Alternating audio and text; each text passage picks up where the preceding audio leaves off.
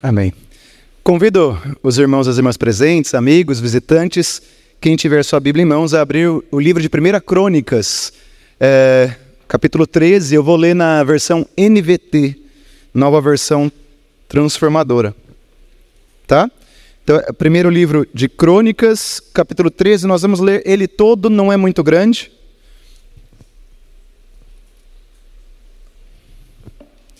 Vamos ler assentados, mas com toda reverência à palavra de Deus, porque Deus fala ao nosso coração. Quem não tem a Bíblia impressa ou no celular, ela vai estar projetada ali. Obrigado, Cíntia. Diz assim a palavra do Senhor. Davi consultou todos os seus oficiais, incluindo os generais e capitães do seu exército. Em seguida, dirigiu-se a toda a comunidade de Israel e disse: se vocês estiverem de acordo e se for da vontade do Senhor nosso Deus, enviemos uma mensagem aos israelitas por toda a terra, incluindo os sacerdotes e levitas em suas cidades, com suas pastagens, para que se unam a nós. É hora de trazermos de volta a arca de nosso Deus, pois descuidamos dela durante o reinado de Saul. Toda a comunidade concordou, pois o povo entendeu que era coisa certa a se fazer.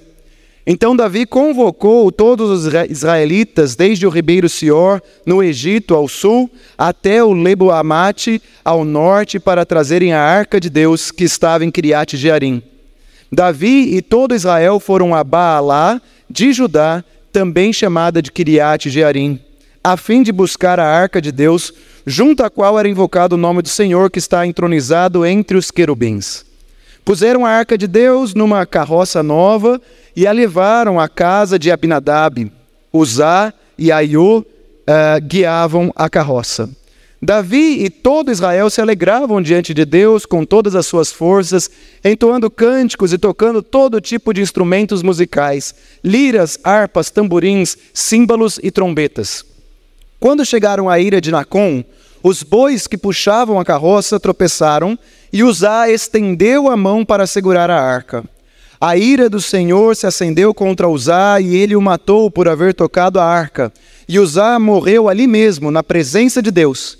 Davi ficou indignado porque a ira do Senhor irrompeu contra Uzá e chamou aquele lugar de Pérez Uzá, como é conhecido até hoje.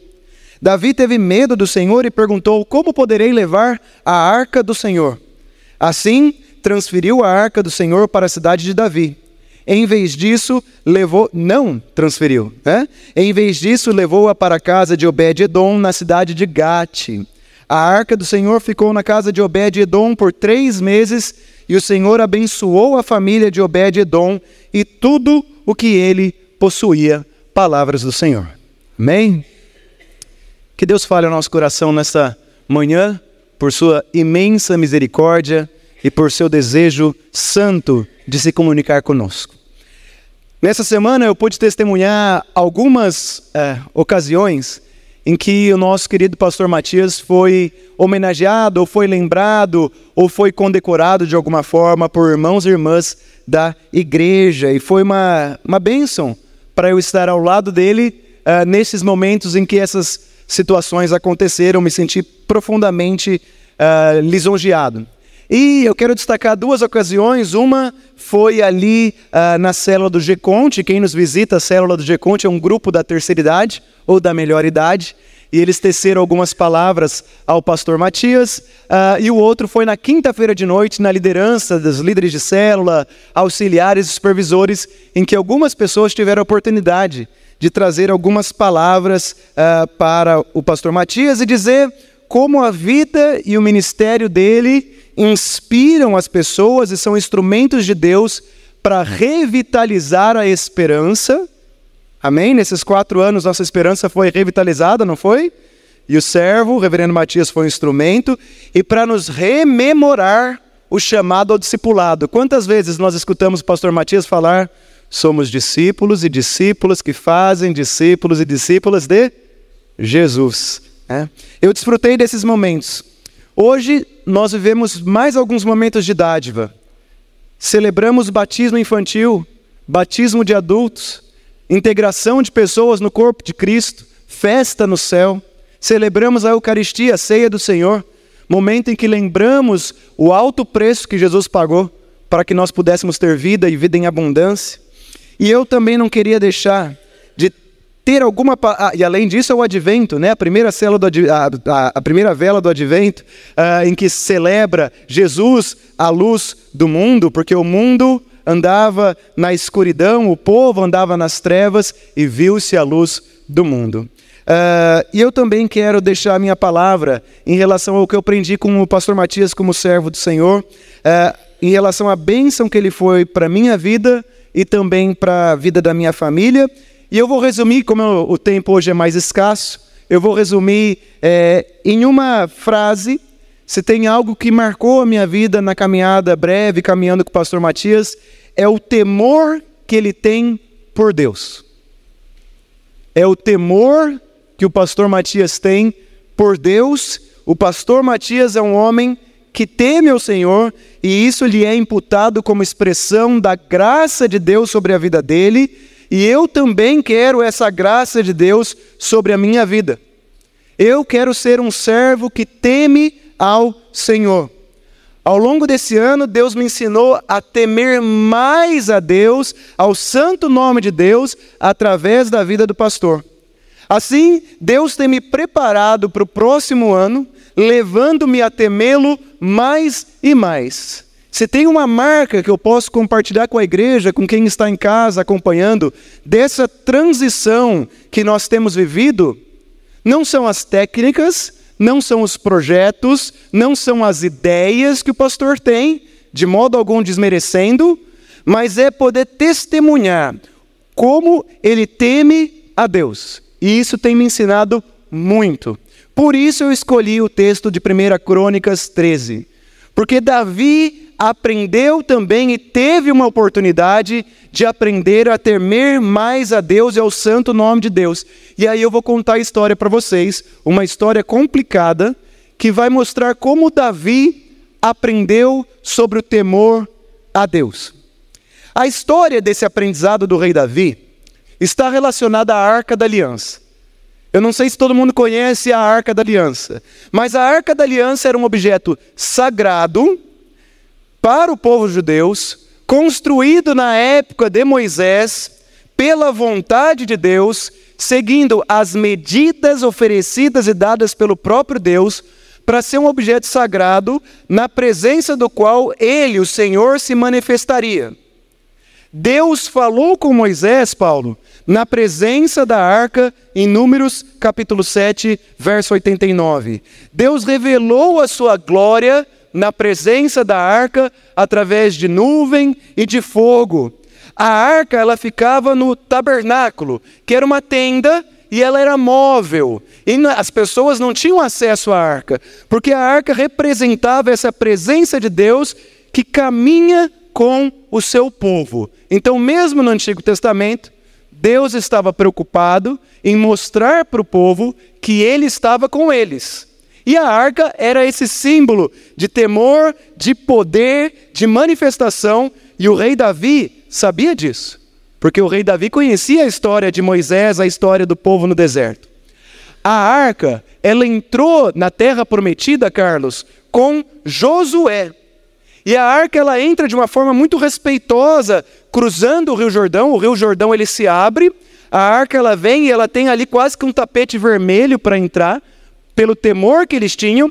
Josué era muito cuidadoso nessa condução, e sempre que eles tinham batalhas para tomar a terra prometida, né, porque tinham povos ali, a arca estava na batalha, porque a arca garantia vitória para o povo de Deus. Lembra da história de Jericó, quando as muralhas caíram? Quem estava lá no campo da batalha durante as 7 voltas? A arca. A pedido de quem? De Deus.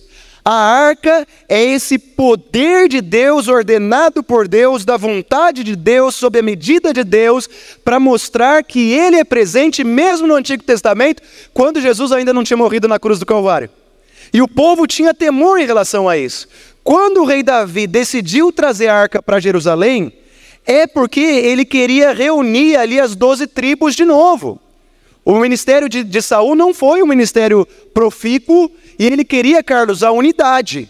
Ele queria reunir as 12 tribos, por isso que ele vai quase até o Egito, ele vai quase ali à Mesopotâmia, ele reúne a todos nesse objetivo de trazer a arca. Até aqui, queridos irmãos e irmãs, está tudo bem. A intenção do coração do rei Davi é correta, mas a intenção correta deve andar junto com os procedimentos corretos. O erro de Davi foi na execução e não na intenção do coração dele. A arca estava numa casa. Eu sei que está um barulhinho ali gostoso, mas vamos ficar o máximo aqui comigo, tá bom? A arca estava na casa de Abinadab, na cidade de Kiriat Jearim. Abinadab, assim como meu pai, era pai de 3 homens, Eleazar, Aiô e Uzá. Quando os israelitas tinham perdido a guerra, na época do sacerdote Eli, a arca foi tomada por um povo vizinho a Israel, que ficava próximo ao Mediterrâneo. Eles eram do litoral. Quem sabe? Mais alto? Filisteus. Os filisteus tomaram a arca. Esse poder de Deus, Rod, esse poder designado por Deus, sob medida de Deus, que trouxe vitórias ao povo, eles perderam a arca. E ela foi levada para os filisteus. Pior coisa, eles levaram para um templo de Dagon, que era uma das divindades dos filisteus, uma divindade talvez a principal. Quando eles colocam a arca, ela fica em frente à grande estátua de Dagon, e ela cai por 2 vezes aos pés da arca da aliança. E aí eles começam a perceber que eles estavam brincando com fogo, que eles tinham tomado, Manuel, uma atitude irresponsável, os filisteus, desrespeitando o Deus de Israel. E Deus envia uma praga. Alguns estudiosos da Bíblia vão dizer que era peste bubônica, não dá para saber. Mas o fato é que muita gente morreu. E os filisteus começaram a ficar com medo dessa tal da arca. E falaram, leva embora daqui. E ela ficou passando, né, Tiago Mal? De casa em casa, de cidade em cidade, ninguém querendo aquela persona não grata, que era a tal da arca. E até que ela chega à casa de Abinadab, ela fica lá pelo menos 20 anos. E aí já em Kiriat Jearim, terra de Israel. Mas Davi, quando assume, são logo os primeiros atos de Davi, ele fala, vamos trazer a arca, porque ela representa essa unidade das 12 tribos. A intenção é boa, a intenção é boa. E aí, a intenção dele é trazer a arca para unificar o povo de Deus, e ele sabia da importância de poder conduzir essa arca até Jerusalém. Agora veja, na lei dada a Moisés, Deus estabeleceu o modo de manuseio da arca, designado à tribo de Levi, os levitas, uma das tribos, tinha um jeito certo, eles não poderiam encostar diretamente na arca, eles tinham 2 hastes que eram usadas para erguê-la, e os levitas deveriam carregá-la nos ombros. Josué sabia disso quando trouxe a arca do deserto para a terra prometida, já o rei Davi não se atentou a essas palavras do Senhor. E aqui eu vou fazer uma pausa antes de continuar a história. Nosso temor a Deus deve estar tanto na intenção do coração, quanto na obediência nos procedimentos. Honramos a Deus quando o respeitamos. Jesus vai dizer que aquele que o ama, ama os seus mandamentos. João 14, 21 diz assim, quem acolheu os meus mandamentos e os observa, esse me ama. Ora, quem me ama será amado por meu Pai, e eu o amarei e me manifestarei a ele. Deus se manifesta com quem o ama, não só na boa intenção do coração, quando eu canto louvores, quando eu sinto um arrepio, mas nos procedimentos. Eu temo ao Senhor também nos procedimentos da minha vida diária. Isso eu vi na vida do pastor Matias, porque várias reuniões eu tive com ele, reuniões às vezes até da equipe pastoral, só eu e ele, e é impressionante ver o temor, ele teme ao Senhor, ele teme em cada palavra. Às vezes na leitura da Bíblia, ele pausa, ele se emociona, ele confessa, ele ora, e eu comecei a olhar isso como alguém bem de pertinho, e eu falei, uau, Esse homem também teme ao Senhor em cada procedimento. Às vezes um procedimento simples, coisa simples para se decidir, tem-se um temor diante desse sangue de Cristo. E isso é graça de Deus sobre a vida dele. Deus, de um modo muito especial, o Espírito de Deus deu isso a ele. E eu quero isso. Vocês querem isso? Esse temor no procedimento? Pois bem, Josué, é que eu vou fazer um parênteses só para ir para Josué, depois eu volto para Davi. Josué, ele liderou o povo para entrar na terra prometida. E sabe o que ele fez? Até a música parou, graças a Deus. Ele instruiu que as pessoas não se aproximassem da arca. Josué 3:4. Mantenham a distância de cerca de 900 metros entre vocês e a arca. Não se aproximem. E orientou que se santificassem antes de entrar na terra prometida.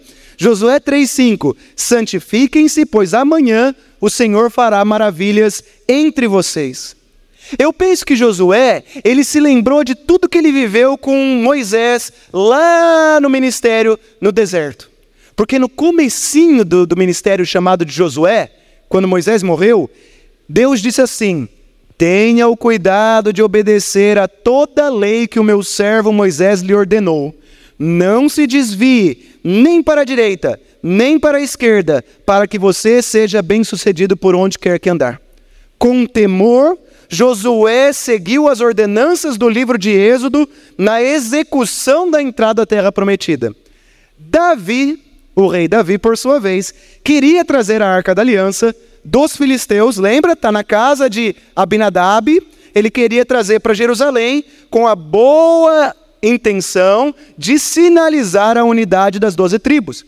Ele consultou os oficiais, consultou a liderança, e ele ainda disse que nós possamos agir conforme a vontade de Deus. Davi era um homem segundo o coração de Deus.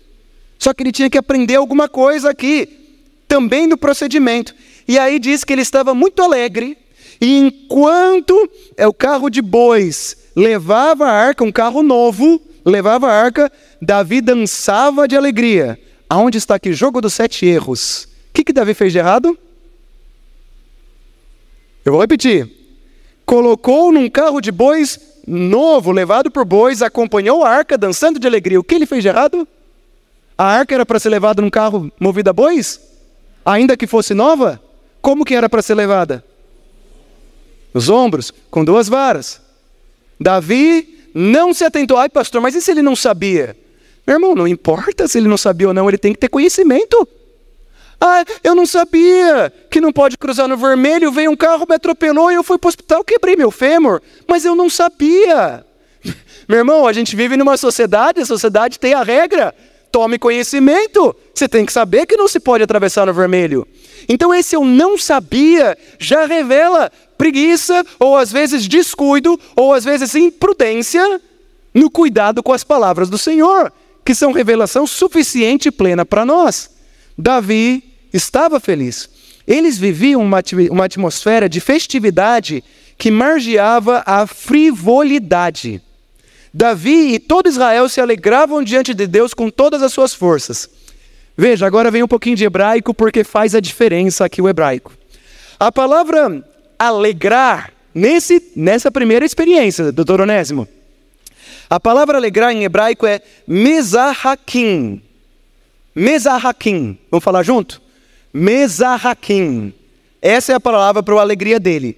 Essa alegria, Josi, está relacionada com algumas palavras no português do tipo ridicularizar, zombar e irresponsabilidade.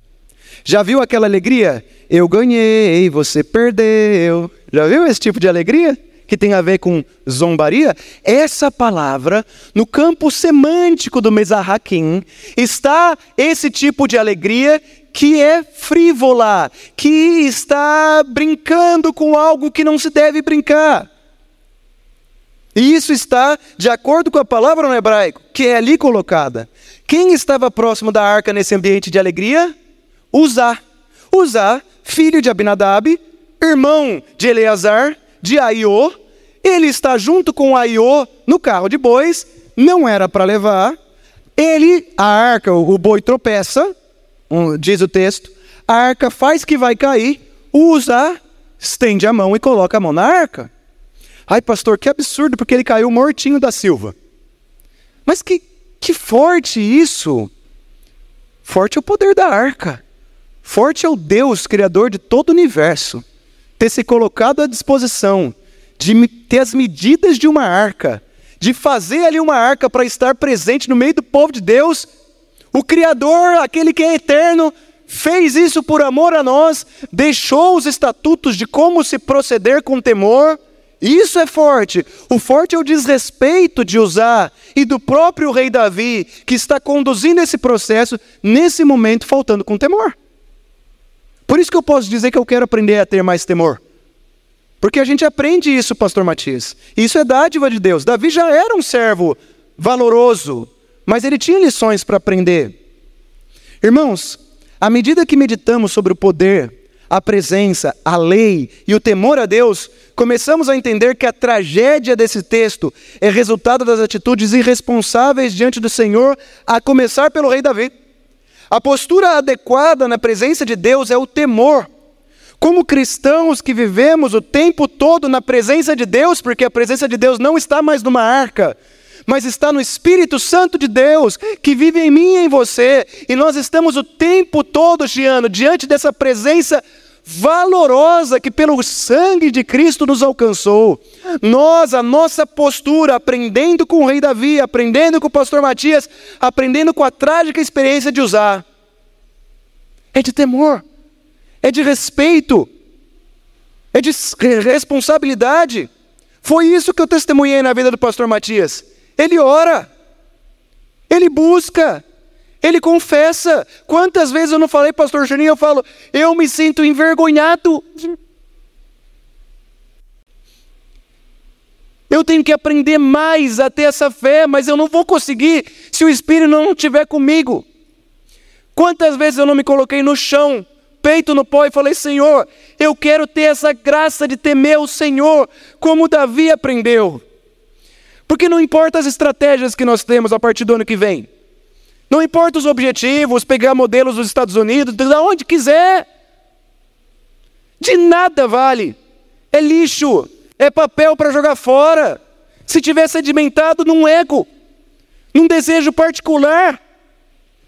O sucesso da igreja, que é o sucesso de Cristo, está nas mãos de homens e mulheres que temem ao Senhor, que respeitam a Deus, que se ajoelham, que não têm medo de Deus, porque Davi teve medo, mas ele não parou no medo. A gente vai chegar lá já do finalzinho.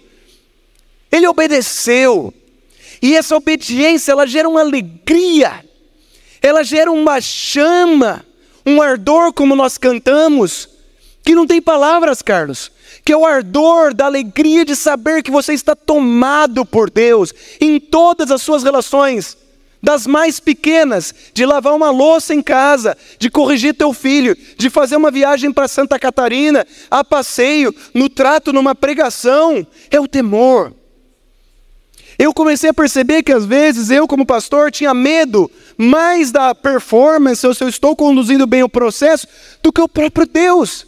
Eu comecei a entender que eu tenho que temer a Ele, o que Ele quer que eu diga. Hoje a minha oração antes de subir aqui foi, pastor, Deus, eu não quero aumentar a minha voz se não for a Tua vontade, eu não quero diminuir a minha voz se não for a Tua vontade, eu quero ser um instrumento do Senhor, para que o Senhor faça a Tua obra, porque o Senhor já faz a Tua obra.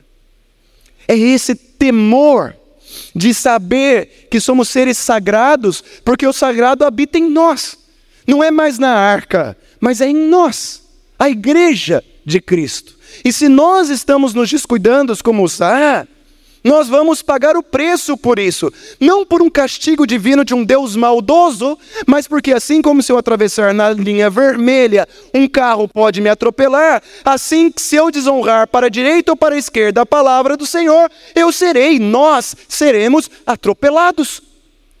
Atropelados. Como atropelados? Discórdia, conflitos, falácia, maledicência, morte, abandono, divórcio, desgraça. Agora, se nós unidos que estivermos nesse temor do Senhor, aí na hora certa Ele vai dar estratégia, Ele vai dar ideia, Ele vai dar a palavra, Ele vai fazer um milagre, porque somos servos e servas que temem ao Deus Altíssimo. Davi aprendeu. Josué provavelmente viu o momento que eles confeccionaram a arca. Eles viviam no deserto adorando a Deus. O rei Davi, por algum momento, ele não percebeu as ordenanças quanto ao procedimento no manuseio da arca. E o que acontece depois? E aí eu fiz uma frase de efeito aqui, para a gente pensar. Força, porque usar, vocês sabem que eu gosto de ficar pesquisando, usar significa força ou coragem. Se fosse Uzi, seria minha força, minha coragem. E aí eu pensei, pastor Matias, força sem temor não tem valor. Força sem obediência não tem valor. O pregador, que é forte nas palavras, mas que não teme a Deus, de nada vale. O líder de célula, o auxiliar, o que for, força, competência cognitiva, eloquência, capacidade de diálogo, os dons que a gente tem, de nada vale, sem o temor a Deus, porque usar, que significa força, não tinha temor, e o fim dele trágico foi a morte. No contexto de Números 3, 5 a 10, quando Deus dá as ordens para o manuseio da Arca da Aliança, Ele chama os levitas para guardar e proteger a arca. Os levitas deveriam, isto é, proteger o serviço que diz respeito a Arão no que tange as funções a serem exercidas no tabernáculo. Esse trabalho incluía desmontar, carregar, remontar e cuidar da tenda da reunião. Davi, e agora eu estou indo para o final, ele aprendeu isso. Davi aprendeu o segundo livro de Samuel, capítulo 6, verso 9 a 11. E ele mudou de atitude. Primeiro ele falou com Deus: Senhor, como que eu poderei trazer essa arca? Ele entendeu. E aí ele foi entender a lei. Agora, olha como que foi no capítulo 15, verso 16, Carlos. Como que foi a segunda tentativa de Davi? Porque Davi aí, quando começou a temer o Senhor mais cuidadoso, ele trouxe a arca em definitivo. E o final foi feliz. Ele conseguiu. Olha o que diz 1 Crônicas 15, 27 e 28. E Davi vestiu um manto de linho fino, assim como também todos os levitas que carregavam a arca, dessa vez com a vara. Os músicos e os cananias, chefe dos músicos. E Davi vestia também o colete sacerdotal de linho, e todo o Israel acompanhou a Arca da Aliança alegremente. Rod, a palavra alegre aparece de novo. Mas dessa vez não é mais mesarraquim. Dessa vez o verbo em hebraico é sinchá, ou sinká. E eu tenho aqui em hebraico, quem quiser depois eu passo. E esse verbo para alegre, essa alegria, no campo semântico já transliterado para o português é júbilo, regozijo e plenitude. Que tipo de alegria você tem vivido no Senhor? Alegria mesarraquim ou alegria sinchá? Que tipo de vida a gente tem vivido no Senhor? Uma vida de temor? Que ama a Deus? Como nós testemunhamos? Quando Deus vai falar de algumas cidades do Novo Testamento, Ele fala: se Sodoma e Gomorra tivessem tido a chance. Lembra dessas passagens? Pois bem, há 4 anos nós temos um servo de Deus, iluminado por Deus. Então, nós não temos a desculpa de não sabermos o que é o temor, porque Deus nos deu de presente alguém que é tomado por Ele e que tem temor, assim como muitos na nossa comunidade. Cuidado como vive sua vida. Irmãos e irmãs, agora eu vou concluir. Que tipo de alegria você quer viver nessa terra? Se pergunta isso. Uma alegria baseada no temor de Cristo ou uma alegria vã e vazia? Nós somos sacerdotes do Senhor, porque agora é sacerdócio universal. Nós temos que ter cuidado como andamos na presença de Deus, em temor ou em desonra, como nós vivemos os nossos dias, em plenitude, cinchá ou em zombaria. Como sacerdotes reais, Deus nos confiou o serviço de guardar aquilo que é sagrado. E sabe o que é sagrado, doutor Onésimo? A missão de Deus Pai, revelada em Cristo Jesus e confiada pelo Espírito Santo à igreja. Nós temos muito trabalho pela frente a partir do ano que vem, é verdade.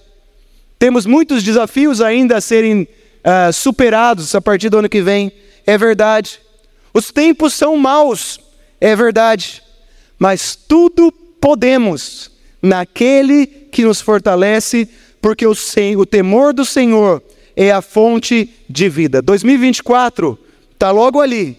Tema ao Senhor. Pastor Matias, obrigado por ter sido esse homem que veio até nós, respondendo ao chamado de Deus por temor ao Senhor. Agradeça, por favor, Eloá, aos seus filhos, sua filha, seus netos e netas, de ter emprestado o Senhor por alguns anos aqui conosco, hoje, e que Deus te abençoe hoje e sempre. Se o Senhor vai viver que nem Moisés com 120 anos, vai saber.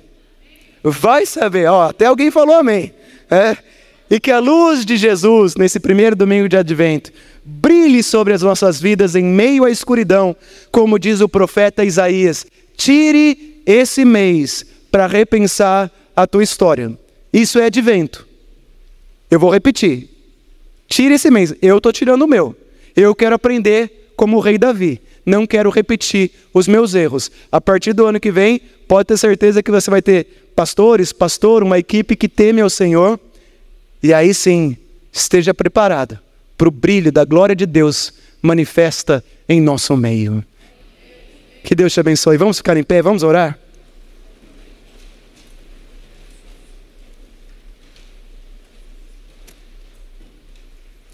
Coloque teu coração na presença de Deus. Se de algum modo você sentiu que você é essa pessoa que precisa de mais temor, se de algum modo a experiência do rei Davi, a experiência de Josué que foi compartilhada nessa manhã tocou teu coração, se o Espírito Santo tocou teu coração, porque isso é obra do Espírito, não depende de nós, fala com ele, diz eis-me aqui para ele. Eu não sei de você, se quiser fechar teu olho pode fechar, eu não sei de você, mas eu não quero mais nada que não obedecer a Deus nas minhas intenções e nos meus procedimentos. Não tem preço entregar a sua vida a Jesus, confiar nele, e ainda que venha dores e desafios, são dores de parto, muitas vezes, que é para gerir algo novo na nossa vida, e Jesus Cristo está sempre conosco. Pai bondoso, Pai querido, nós te adoramos nesta manhã. Como igreja aqui reunida e também reunida através da transmissão online, nós queremos primeiramente te dizer obrigado. Obrigado, ó Pai, por tua graça manifesta em nosso meio. Ano que vem completamos 120 anos da tua graça. Já são 99 presbíteros eleitos por esta igreja, ordenados e investidos. Obrigado porque o Senhor levanta a liderança.